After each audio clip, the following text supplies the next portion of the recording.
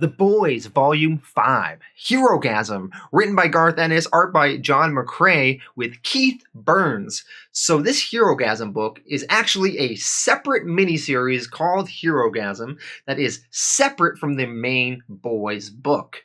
Now this one also has a different artist. We have John McCrea with Keith Burns, and it is not the normal artist, Darick Robertson. And it's a little bit unfortunate because the art is definitely not as good as the past 4 volumes. Sometimes the faces just don't look exactly right. Now, the storyline in this one, a lot of it has to do with setting up some more mystery, but also providing a little bit of some answers to some past questions. One big answer we get in this volume is what exactly happened at the White House on 9/11. So that's very exciting to sort of learn some of that stuff. Now, this entire volume takes place at this superhero orgy in Costa Rica called Herogasm. And it's really funny seeing all these superheroes sort of having sex and doing drugs and all the nudity going on. So when you're watching the video, just keep your eyes peeled to sort of see all the funny stuff in the background. Now, because of the immense amount of nudity in this, I've decided to censor all the dicks and nips. Maybe I didn't have to. I just figured I don't want this video to be demonetized, so I figured best to just censor all that stuff. Okay, let's dive into the story in Herogasm. Herogasm, Issue 1, Babylon. Homelander is giving a press conference in front of the Capitol building in Washington. He explains that the satellite known as Battlite of the Marith Ray has now entered Earth's solar system. We see images of this badass spaceship heading towards Earth. Homelander explains that the G-Men have been targeted by a preemptive strike from these invaders and have not been seen since, although we all know that this is a lie concocted to explain the death of the G-Men by Vought-American in the last volume. Homelander then says that all the heroes of Earth have come together for this ginormous superhero crossover battle in space, and they're all going to be heading off into space now to fight these Marith Ray, and they will not be back for quite some time. We learn, though, that this is all a made-up story, and all the Supes are headed to Costa Rica to spend a week at an island resort, running wild and indulging in reckless debauchery, primarily including vast amounts of sex and participating in the use of illegal drugs.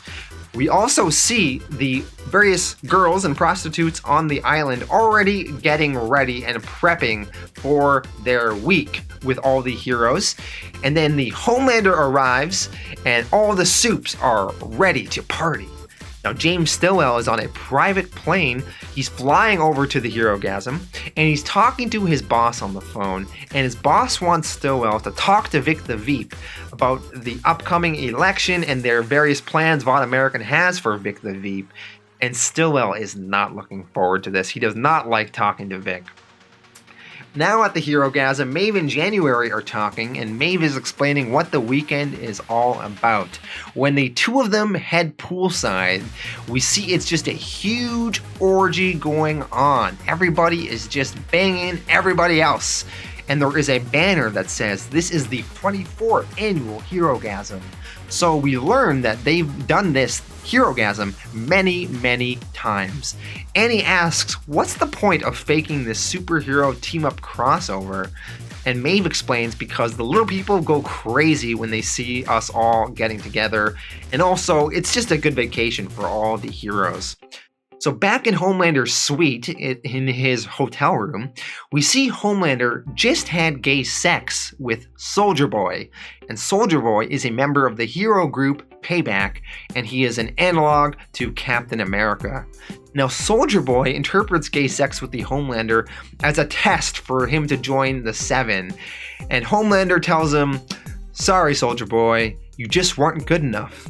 And Soldier Boy is disappointed. He is not looking forward to another year in Payback. He explains Tech Knight and Eagle the Archer are both dead, and they were the only ones in Payback that were nice to me. Swatto is no use, he just makes buzzing noises. Mind Droid and Crimson Countess fight all the time, and Stormfront just keeps calling me names. Soldier Boy really wants to join the Seven, and Homelander says, "One day you will, but you gotta pass the entrance test first." As Soldier Boy is leaving, he asks Homelander, I wanted to ask you something. There's nothing gay about any of this, is there? And then Homelander says, gay? How on earth could we do anything gay? I'm the Homelander and you're Soldier Boy. My goodness, where on earth could you get an idea like that? Soldier Boy accepts this and leaves. And then Homelander can't believe how gullible Soldier Boy is. He says to himself, Jesus Christ almighty, I could do anything. Now let's analyze this. Let's analyze Homelander here. Is Homelander gay? I don't think so. I mean, Annie did blow him in Volume 1, which is not gay. But I'm thinking this is just a power move for Homelander. Homelander is a self-centered narcissist who derives pleasure wherever he can, and he likes to feel he can do whatever he wants to whomever he wants and have power over everyone. And I think that's what this scene with Homelander is about. After this, Annie phones Huey from her resort room balcony. She's lying about where she is because the two of them still don't know about each other's secret lives. Annie is definitely feeling a little uncomfortable and overwhelmed with the vibe of this whole Herogasm vacation. Then we jump over to the boys, and the boys are actually in Costa Rica as well, and they are at Herogasm as well to survey everyone and see what goes down. And they are watching this airplane landing strip, and then just then, Vic the Veep's plane lands, as well as James Stillwell's plane. They are arriving at Herogasm because Herogasm security is top-notch, so it is a good place for the two of them to meet privately, and the boys are here to see where this meeting goes. Herogasm Issue 2, Amsterdam. Homelander, naked, flies up into the sky in front of an oncoming airplane, and Homelander laser eyes the pilots and kills everybody inside, and the plane crashes. And he appears to do this for no reason. Now, they sort of leave it here for now, and they sort of circle back to this later. But Homelander just killed a whole bunch of innocent people for no reason. What is going on here? So we see Vic the Veep. He shows up to this Herogasm party, and he is kind of excited with all the naked ladies around. We are introduced to Vic's chief of staff here called Gary Godfrey. Now, Gary, he has taken over from a Mr. Alan Blake, who was the ex-chief of staff for Vic the Veep, who apparently shot himself after 3 years of working for Vic, although he didn't die, but he can barely move now. So James Stillwell and this Gary Godfrey are talking. They want Vic the Veep in a good mood before they explain their plan to him. We learn that Vought-American also owns a private military company called Red River. And this Red River have been planting covert Red River agents into the Secret Service. And they've infiltrated the Secret Service, and some of Vic the Veep's Secret Service people are Red River, as well as some of Dakota Bob's Secret Service people. But some of them don't know who is Red River and who is like a true blue Secret Service person.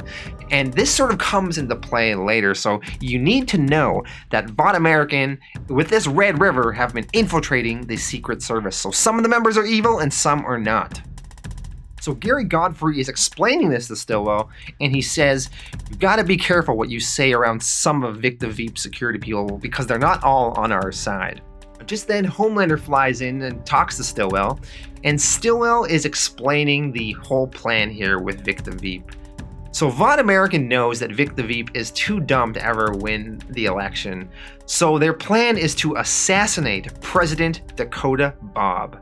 Stillwell, this week during Herogasm, wants to explain it all to Vic, but the details are complex and his brain is small, so it's all a very delicate matter. Stillwell tells Homelander, just make sure Vic and his party are welcome at Herogasm here. Make sure they have a good time. Now, Jack from Jupiter is hanging out with A-Train, and they are just going to get into a whole bunch of crazy shenanigans in Herogasm. So Jack is a real pro at Herogasm. He knows how to party. He takes A-Train to this place called Forbidden, he tells him. This is where all the truly clued-in cats come here. So they walk into what looks like a basement, and Jack meets 3 supes who are doing drugs. Apparently they are going to smoke some dried fetus, and Jack asks, where'd you get that? And they're like, an abortion clinic, where else? And Jack is not impressed. He tells him and his homie A-Train are gonna shoot some of this. And he holds up some sort of drug and he says, It's cut with Queen Maeve's vaginal mucus. You know Jack goes hard when he's doing stuff with Queen Maeve's vaginal mucus to get high. So Jack and A-Train are going to go do some drugs, and they are having a conversation. After Jack and A-Train have done a few hits, Jack is talking to A-Train, and he's like, "It was so stupid for you to try to rape Annie." Now, Jack's not saying this out of any moral concerns, but rather from a prediction that Annie will be ejected from the Seven within a year, darkly hinting to A-Train that he can do whatever he wants with her after that, but don't do it now. We also learned some insight into Jack's powers. A-Train asks him, "How can you inject a needle into your skin? Isn't your skin invulnerable?" And Jack explains he's only invulnerable when he says his special word. And we don't know what that word is yet, but Jack says he doesn't like to use his power that often because it feels like someone's running 10,000 volts up his ass whenever he says it. And A-Train asks, "Are you ever scared some asshole could nail you before you say the word?" It doesn't worry Jack, however. He doesn't think anyone can hit him that fast. Jumping over to Stillwell, Stillwell is drinking coffee when the members of Payback all show up upset. So let's introduce all the members of Payback now. We already met Soldier Boy earlier. Soldier Boy is that analog of Captain America. We have Swatto. He is an analog of the Wasp. We got the Crimson Countess. She is an analog of Scarlet Witch. And then there's Stormfront, and he is an analog to Marvel's Thor and DC's Shazam. Also, Stormfront is a racist and a literal Nazi from the 1930s Germany. He is also the strongest member of Payback, and his name Stormfront is a reference to the world's largest neo-Nazi website of the same name. So he's a Nazi, so that's why the name Stormfront sort of fits for him. And there's also Mind Droid. He's an analog of the Vision. And not shown here, but there was also Tech Knight and Eagle the Archer, and both of them are dead. So that is Payback, and they are sort of an analog to Marvel's various heroes. So Crimson Countess complains that Vic the Veep squeezed and honked her boob, and Stormfront is pissed at Jack the Jupiter for being a jerk, and Swatto is pissed because he was banging some girl, and all of a sudden Vic the Veep joined in and started pounding away at her at the other end. And how is he supposed to enjoy himself when Vic is right there? Stillwell explains, "Look guys, Jack from Jupiter is a notoriously sloppy drunk. You should know to stay clear from him. And Vic the Veep is essentially a child. So Stillwell tells them to basically just suck it up and deal with it for now." Stillwell then asks, "So which one of you is team leader now?" And then Soldier Boy and Stormfront argue with each other about it, both of them saying that they're the leader. And Stillwell relents and just says, "He'll tell everyone then." Stillwell says he knows that all the members of Payback feel like they're getting a raw deal, and that they consider themselves second best to the Seven and are fed up with it. And he also says that apparently all the members of Payback have tried at some point separately to join the Seven, and then all the members of Payback are like, "Wait, you tried to abandon us to join the Seven?" They're talking to all their different members. But Stillwell is offering them something. He's going to offer them more money, and more promotional resources and funding can be reallocated to their team to sort of build them up. Especially with the G-Men out of the picture, it's freed up some funds, so they're willing to start pushing the group Payback. But in exchange, he wants them to deal with the boys in New York. And then next volume, we're going to see that play out with Payback coming at the boys. Now jumping over to Annie. Annie phones Huey, and she wants to have phone sex with him. I assume she is seeing everyone fornicating at Herogasm, and she misses her man. So she phones Huey, and Huey starts talking dirty to her. Then all of a sudden, though, we see Black Noir from the Seven walking close by to where Huey is, and creeping up close to him. And before this issue ends, we get a quick glimpse of everyone. So we see Homelander banging someone, Crimson Countess blowing Stormfront, A-Train and Jack from Jupiter doing drugs, and the boys spying on everyone, and Vic the Veep getting it on in the hot tub. Herogasm, issue 3, Vegas. Now, the cover to this issue, we see an analog to the Fantastic Four, and in the universe of the boys, they are called Fantastico, and Reacher Dick is the name of the Reed Richards analog. Invisilass is the Invisible Woman Susan Storm analog. The Doofer is the Thing or Ben Grimm analog, and I did not catch the name of the Johnny Storm character. But the boys have some sort of move planned, and they toss the body of the Doofer, who is that analog of the Thing, and they toss him off the roof into the pool as a means of distraction. And in the commotion, when everybody is wondering what happened and all the soups are trying to figure it out, in the commotion, the boys kidnap one of Vic the Veep's Secret Service team members. Now, while Butcher, Frenchman, and the female were making their move to get this kidnapping done, Huey was in the sewer system, and he gets grabbed by Black Noir, who runs with Huey in the sewer system and appears to grab his genitals or something and do something to Huey, maybe something to his butt or something, and then he knocks Huey out. Now, when you're reading this, you don't know why, and it does not get explained in this volume. It will get explained in the future, but it was very bizarre what was going on with Black Noir and Huey in the sewers. Did Black Noir just rape Huey really quick?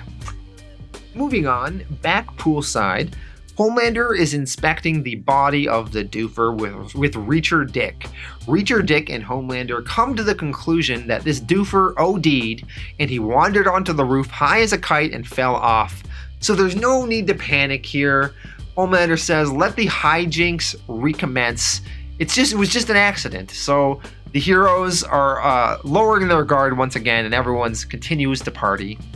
Now Butcher is looking for Huey in the sewers, but Huey seems to be recovering and cowering after his confrontation with Black Noir. Now jumping over to Jack from Jupiter and A-Train, they are discussing the Doofer's death that happened earlier that night. And Jack from Jupiter says that the Victory Comics people are used to writing some sort of character death during a crossover. And usually some hero dies at some point in Herogasm, so they're used to it. They'll figure out how to spin the Doofer's death some way. Also, while they're sitting there, they are looking at this villain character named Coagula that just walked by. Coagula is an analog of Ra's al Ghul and Maxi Zeus. And this Coagula still believes that he lives in ancient Roman times. Apparently, Coagula is one of Black Noir's villains. So Jack from Jupiter and A-Train discuss Black Noir more in depth. And they're saying how he kind of creeps them out. He just sits there in the meetings with the Seven. He doesn't even say a word. Jack explains that him and Homelander go way back, and there's some kind of shit between Black Noir and Homelander. A-Train asks Jack, don't you want to ask what the deal is? Aren't you curious? And Jack says no. He doesn't want to stop the good thing he's got going. Money, public appearances, movie deals, hookers, drugs. He's a kid in a candy store. He doesn't want to rock the boat. Also, James Stillwell scares him, gives him nightmares, thinking about the things he must have had done, the orders he must have given over the years. So Jack stopped thinking about it. He doesn't want to know shit about the Seven, Vought-American, and what's going on, really. He's just there to enjoy the ride. Meanwhile, Gary Godfrey is meeting with James Stillwell, and he wants to strategize for their meeting with Vic the Veep that's going to happen later on. Now, Gary also wants to impress Stillwell and hopes to be his protege and show him all the homework he's done. And that Trans-Pacific plane that crashed the other day under mysterious circumstances, the one that Homelander, for what appears to be no reason, destroyed, Gary has some documents on it to give Stillwell, and Stillwell appreciates the documents, but he doesn't like that Gary Godfrey is trying to suck up to him.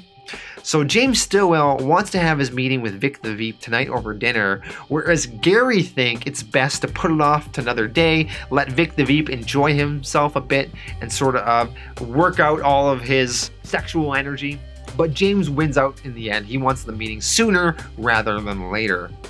Eventually jumping back over to Huey, Huey wakes up and snaps out of it whatever happened between him and Black Noir. He's freaked out about it a bit. He's confused what Black Noir did to him. Huey eventually, from wandering around, finds Butcher and calms down a bit. And Butcher then introduces Huey to Agent Michael Lucero of the United States Secret Service. He was the subject of their kidnapping. He was the one that they grabbed when they threw the doofer off the roof of that building.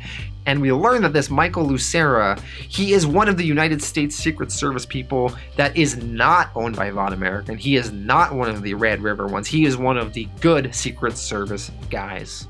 Herogasm, Issue 4, Sparta. So Jack from Jupiter and A-Train are talking about an award show called The Soupies that are happening later that night, where all the superheroes get awards for things like Best New Team and Greatest Hero, etc. Jack thinks that the award show is boring and a waste of time and he doesn't want to go. A-Train, however, is a little curious because all this Herogasm and Soupies stuff is all new to him. He was never allowed to go to Herogasm when he was with Teenage Kicks, and has never been to the Soupy ceremony, so he wants to see what it's all about. And while they're discussing this, Homelander shows up, and he asks if the two of them are going to go to the award show later on, and Jack from Jupiter all of a sudden does a 180, and he lies enthusiastically saying to the Homelander, "You bet, Homelander, really looking forward to it, as always." Both of them are kind of scared of Homelander, so they don't want to say anything to upset him.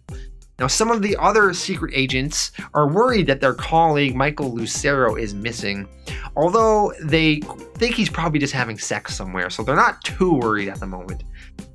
Now, the boys are interrogating that Michael Lucera, and Michael Lucera is telling his story to the boys. So we've learned that he's not one of the undercover Vought-American Secret Service people. He's one of the legit ones.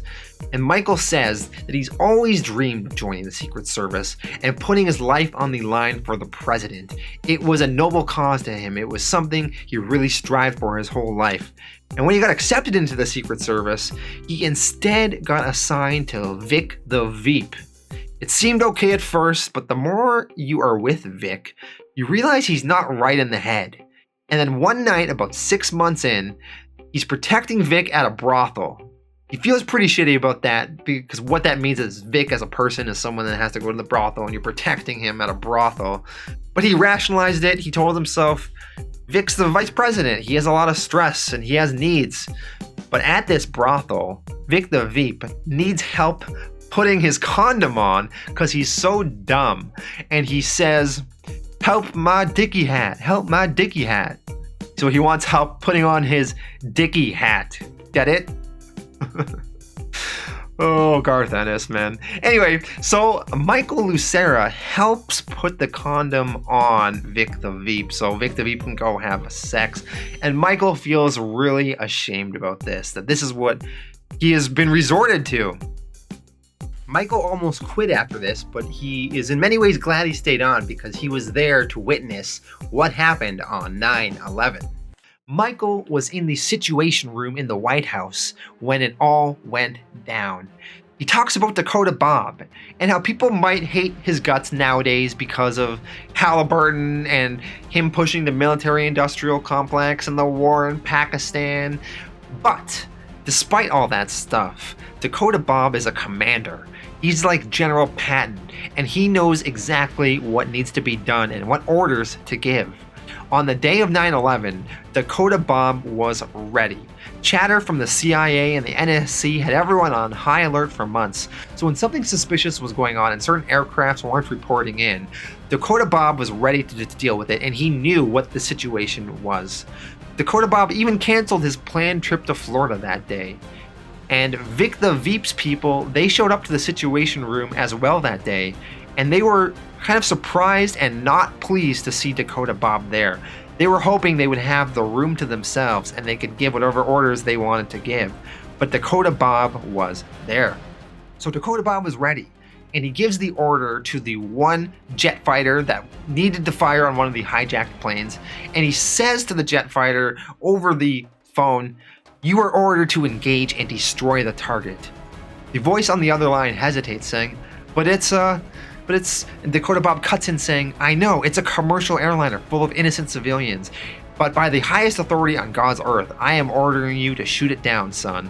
We believe someone's taking a shot at us today, someone we've been expecting. What that means is that this is war, and in war we do unspeakable things. My call, engage and destroy." So the first plane is shot down. Then, of course, more planes have been taken over from terrorists, so the situation room is going crazy. Bob, over the course of the morning, had 2 of the hijacked planes immediately shot down, and the 3rd boarded at the airport. But there is still the 4th and final hijacked plane out there. Now, in the commotion, people aren't paying attention. All of a sudden, Dakota Bob gets hit in the head and knocked unconscious from a fire extinguisher. No one saw who did it, but we can assume it was perhaps Vic the Veep. So the president is knocked out, and then Vic the Veep keeps repeating the phrase, "Tell NORAD to order weapons hold. Tell NORAD to order weapons hold. Tell NORAD to order weapons hold." He probably doesn't even know what he's saying. Vought-American trained Vic the Veep to repeat this phrase. So the room is silent and shocked and still.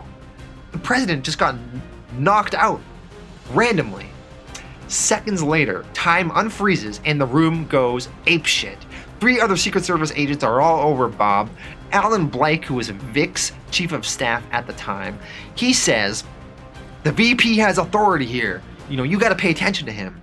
And the chairman of the Joint Chiefs and Bob's chief of staffs are losing their mind. Vic keeps repeating the phrase, "Tell NORAD to order weapons hold." Eventually, the people in the room are forced to follow the orders and tell the fighter jets to stand down. And this is what we saw back in issue 21 when it was 9/11 and the planes got called back and the 7 stepped in, and we all know that that was a catastrophe in the end. Now, by the time Dakota Bob was carried out of the room, the extinguisher that was used on him was somehow disappeared. And even if someone wanted to push the issue, there was still an ongoing terrorist attack happening. They don't have time to argue about what happened in the room that morning. Now, in the aftermath of this, no one could prove Vic or Vought-American people did anything. For all anyone knew, Bob fell and hit his head. They couldn't prove it one way or the other. Now, once the jets were called back and the 7 tried to save the hostages and the plane and failed miserably, everyone decided to just cover it all up afterwards. So the official story was that Dakota Bob was always in charge throughout the entire attack, and the 4th plane was also shot down. It just happened to be shot down too late, which is why it crashed in the Brooklyn Bridge. So after all this, it's been civil war in the White House ever since. Now, Dakota Bob always hated Vic the Veep. The Republican Party made Bob accept Vic as his VP, but now everyone on both sides is all daggers, and they don't take their eyes off anyone else. Meanwhile, the Secret Service some of them are undercover Vought-American Red River people mixed in with regular true blue Secret Service people. So Dakota Bob doesn't trust Vic, and he is suspicious about all the Secret Service people. Bob also knows Vic's backers at Vought-American are up to something, but he can't prove anything, so he can't do anything. So he just watches Vic the Veep like a hawk. Then this Michael Lucero, finishing his story, says that in the aftermath of 9/11, he continued to work for Vic the Veep despite not liking him, but he just kept his head down, kept working, trying not to get fired, but keeping his eyes and ears open, learning, waiting for someone who can make things right. And in this case, maybe the boys are the answer he's been looking for. So they're going to be allies now, this Michael Lucero and the boys. Now, jumping over to Stillwell and Gary Godfrey, they are waiting for their meeting with Vic the Veep, who will be arriving any minute. They explain that Vic can speak reasonably coherently. Some of it comes out strange, but he can form proper sentences. Godfrey estimates that Vic is probably at a 3rd grade level. So finally, when this Vic the Veep arrives, Stillwell explains to Vic their plan, that Dakota Bob will be dead within the year, and you, Vic, will serve out the remainder of his term. Then you'll win the election. Your running mate will be selected by Vought-American.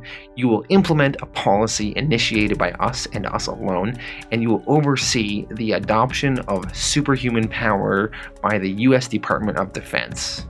Do you understand, Vic? And then Vic responds, "Uh-huh." And then Stillwell says, "Good." Herogasm, issue 5, Hollywood. Butcher asks Huey why he's scratching his ass so much. Whatever Black Noir did to Huey has caused some sort of irritation. Huey is in the bathroom thinking about Black Noir and is all confused.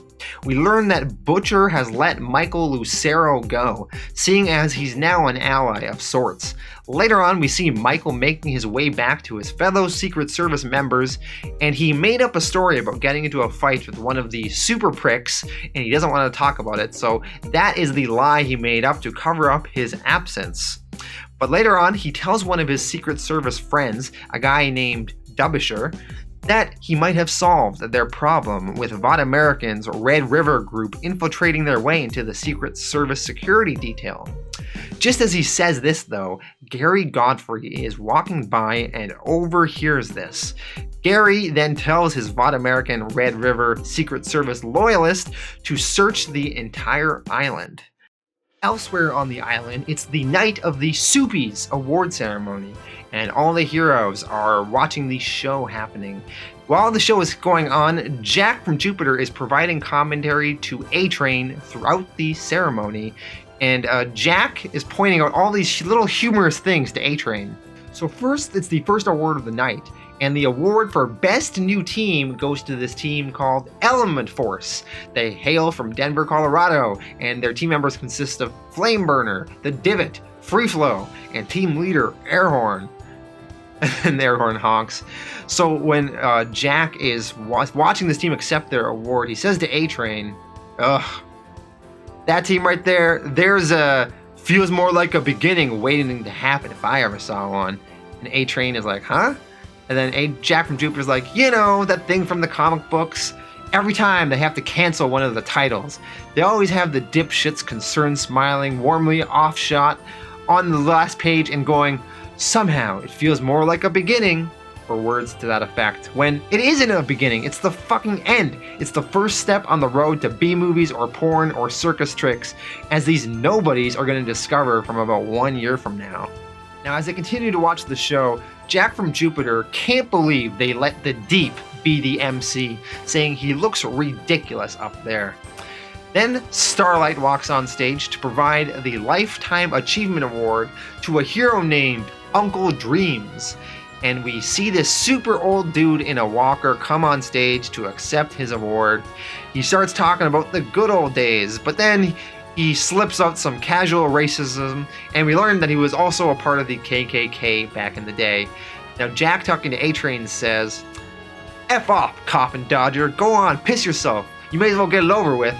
And then sure enough, Uncle Dreams then soils himself on stage, and A-Train is dying from laughter from Jack's commentary. Elsewhere on the island, James Stillwell is sitting at this bar talking to this redhead named Shauna Matheson, who is a high-end prostitute brought to the island, but apparently she's off the clock right now. And after chatting with her for a bit, Stillwell sees through her facade and realizes that she was trying to seduce him, and she must have been prepaid for by someone else who is trying to keep Stillwell occupied. And Stillwell asks her, "You should think carefully about how you answer my next question, because what you tell me will determine whether or not you make it off this island alive. Who was it paid you to keep me occupied this evening?" Now, back over at the Soupy Awards, Homelander is accepting his award for Greatest Hero. Now, Homelander knew he was going to get the award, but nevertheless, he is looking very proud of himself, as he has a very important announcement he wants to make to all of his fellow colleague heroes in the room. Homelander wants to explain why he laser-eyed and downed that airplane earlier this volume. So remember when Homelander was naked and he killed this entire plane load of civilians for no reason? Homelander wants to sort of explain why he did that. So Homelander says, "I did something a couple days ago, the morning after we arrived. I'll tell you what it was in a moment, but first I want you to understand why I did it. I did it because it occurred to me. Nothing more than that. I did it because I could, because there was nothing stopping me, because there is very little that can stop me, after all. I didn't look at the results, didn't wallow in the implications. I simply went about my day. Now we all play the same game. Participation is a good word for it. We follow the rules and we're rewarded with a pleasant lifestyle and the occasional bonus, Herogasm being one, for example. But when I tell you what I did, I want you to think about the possibilities for each and every one of us, for this entire community of superpowered beings. Now, all of a sudden, Homelander was going to continue, but he notices that James Stillwell walks in. And Homelander is shocked and freaks out. And Homelander, he quickly accepts his reward and walks off stage. Backstage, Homelander is pissed and he destroys his award. People in the audience are just confused by this speech. So what happened here? What happened was that Homelander was the one that hired the prostitute to keep James Stillwell busy. Homelander, he had a revelation over this week at Herogasm that he can do whatever he wants. He doesn't need to listen to Vought-American or other people. And he was planning to try and have this triumphant speech and get all the other superpowered heroes on his side. But when Stillwell walked in and interrupted his acceptance speech, Homelander froze and he didn't want to go through with it because Stillwell kind of scares him a little bit. So anyway, that's where we leave that. Now jumping over to Michael Lucero, he is with his Secret Service pal Dubisher, and all of a sudden he sees Godfrey's Red River Secret Service men searching the island, and he's worried it's going to mess everything up and that they're going to find the boys, so he starts panicking a little bit. Herogasm, Issue 6, Golgotha. So Lucero and the boys team up and they take down the Red River Secret Service men that were searching the island, and they decide to hold them captive and keep them alive and keep them making their hourly check-ins with Gary Godfrey so he doesn't get suspicious that something is off. So they do this all night to maintain their cover. Next morning, all the heroes are getting ready to leave the island and they start heading off.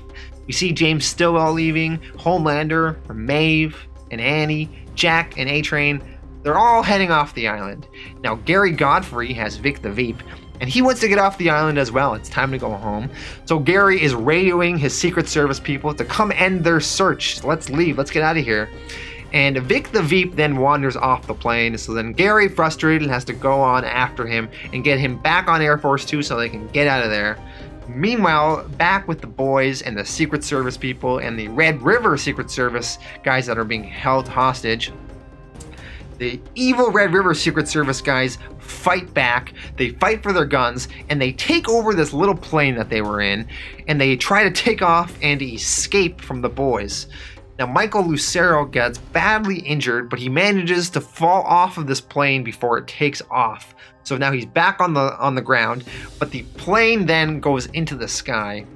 Now, while the plane's taking off, the Frenchman who's on the ground grabs the female and he throws her onto the plane, and she grabs onto it and she's going to try and stop them. So the female is holding onto the plane now. She's successfully grabbed onto it.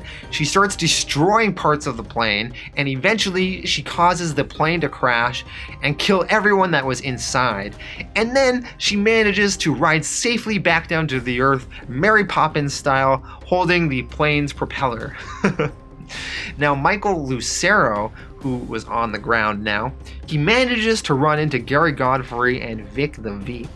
Now, Lucero, he shoots and kills Gary Godfrey with a gun that he had, but then he eventually dies himself because he just only had a little bit of strength left. So now Gary Godfrey is dead, and Michael Lucero is dead, and Vic the Veep manages to run off, get back onto Air Force 2, and takes off, and he manages to escape the island. Now, heading back over to the boys now. The boys are ready to head home. Herogasm is now over. They take the body of Michael Lucero, their new ally, and they bring him back on the plane with them, and they drape the American flag over him because this Michael Lucero was a soldier and they wanted to honor that. And that is how this volume ends. So that was Herogasm, and I thought it was pretty good. I thought it was a little bit much at times with some of the sexual depravity. Like, what is wrong with Garth Ennis, you know? But I think at this point, you're either game for the sexual depravity in the boys, or you've already tuned out because it is kind of what it is. But you got to give Garth Ennis credit for sort of sticking to those sexual debaucherous themes, because how many comics do that? How many superhero comics do you know where it's like superheroes mixed with the teenage sex comedy of American Pie? I can't think of any, so I do give him props to that. I like that we got some backstory in 9/11 and sort of learning what happened in the White House. I liked watching Jack from Jupiter and A-Train hang out and bond and sort of flesh out some of their characters.